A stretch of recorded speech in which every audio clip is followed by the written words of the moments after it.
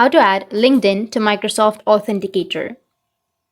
So if you want to add LinkedIn to Microsoft Authenticator, then what you need to do is first you just need simply open up your LinkedIn. So if you don't have your LinkedIn application, you can also go with your browser.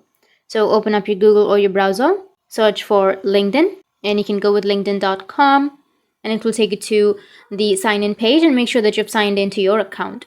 Now, once you've signed into your LinkedIn, or once you open the application, you need to go with the profile, which will be on the upper left.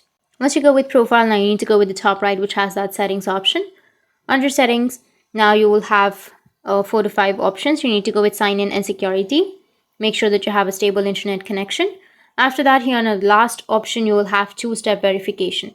Tap on two-step verification, and here you need to go with setup. And now you will receive a code to your email.